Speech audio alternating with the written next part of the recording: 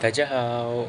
Hi and Assalamualaikum everyone. My name is AKMAL HUSAINI and I'm from class 2A.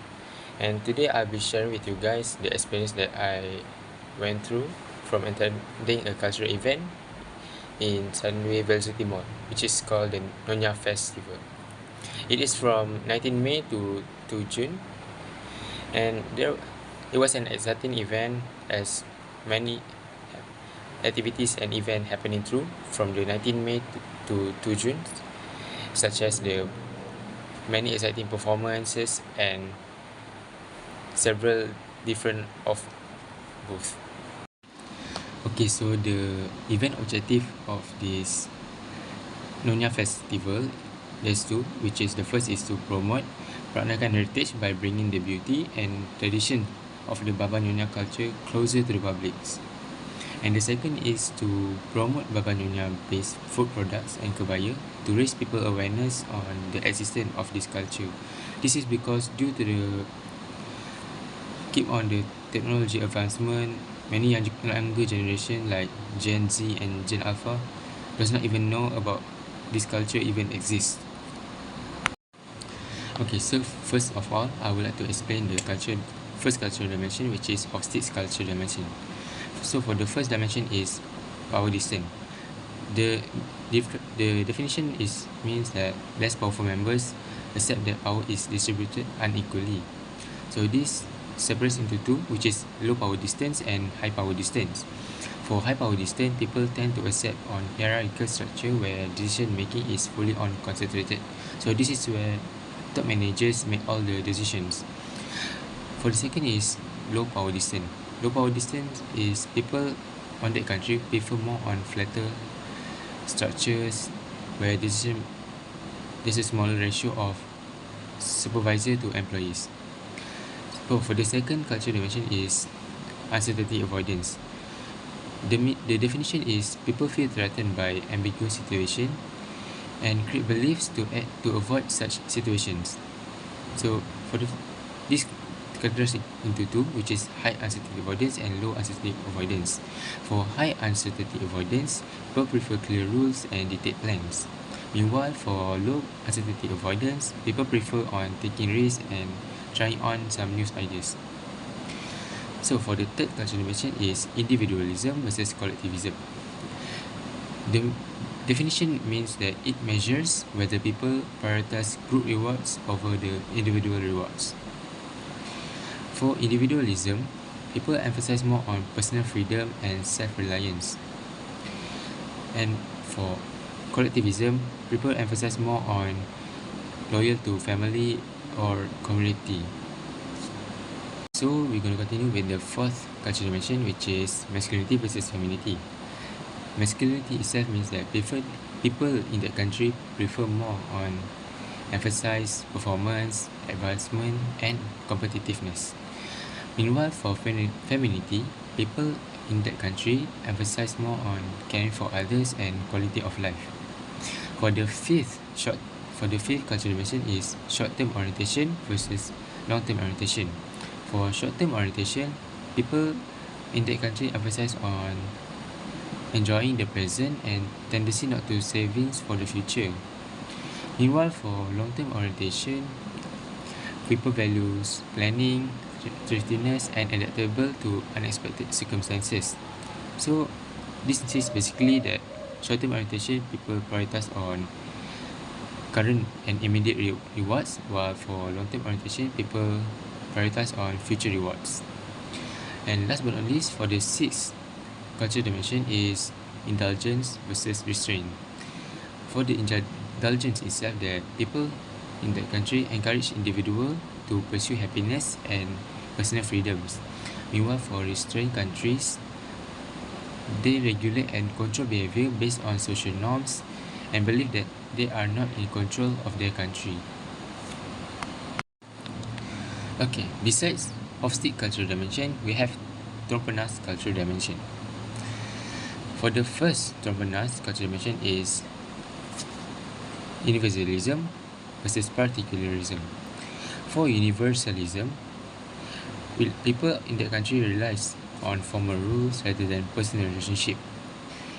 And besides that, there is a strict adherence to business contract, and basically terms are followed as written. For the particularism countries, the relationship shape how rules are basically applied. So besides that, people in high particularism country often modify their contract. For the second trompenas is individualism versus communitarianism. For individualism, decisions are often made personal as individual matters, and people in the country take huge responsibilities for their own actions. And for communitarianism, decisions are often made together in a group. For the third trompenas cultural dimension is neutral versus emotional. For neutral, people in that country often act stoically and they maintain their composure. So basically, emotions are not shown in that culture. Besides that, we have emotional. For emotional countries, people smile a lot and they greet each other gracefully. So basically, emotions are shown in this culture. Okay, so for the fourth trompenas cultural dimension is specific versus diffuse. For specific, people on that country tend to be extroverted in public. Usually, large public areas are shared with others, and the small private areas are being guarded closely. For the diffuse, people tend to be silent and introverted. And the public and private areas are usually similar in size. For the fifth is achievement versus ascription. For achievement, people in the country, basically status is earned based on how well they perform on their job and role.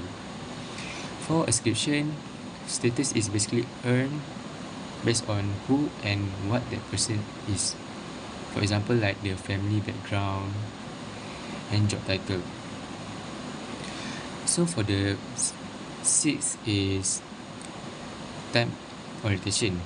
It divides into two, which is sequential and synchronous. For sequential, people in the country usually do one task at a time.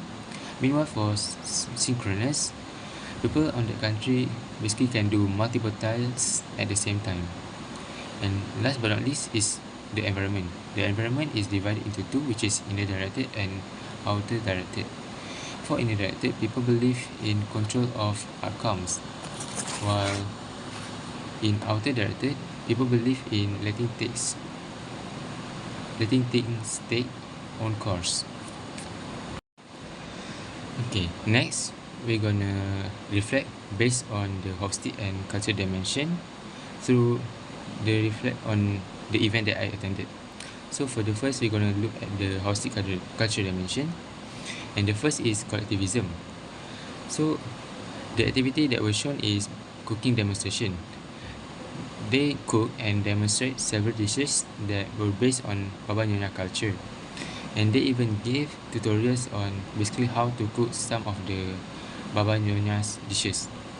And the reason why I choose collectivism is because that they gathered collectively, sampling products, laughing among each other freely, and even sharing their impressions of the food that they have been tasted. So this is where there was a sense of community rather than individual exploration.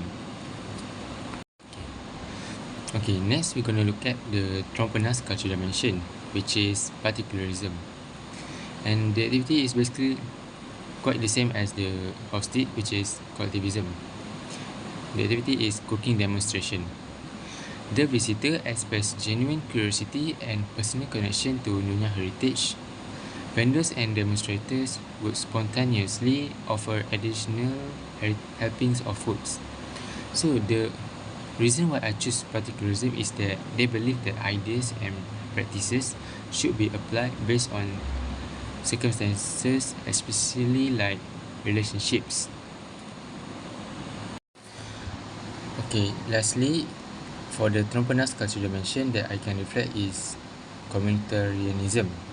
So the activity that I'll be talking about is the singing performance. So the singing performance strongly shows that their teamwork and connection are in sync among all the members, especially from the singers to the backtrack musicians. The reason why I choose particularism is basically this can be reflect that decisions are often made in group and not just personal and individual. Besides that, responsibility is shared among the group members and not just by personnel. Okay, that's all from me. 再见。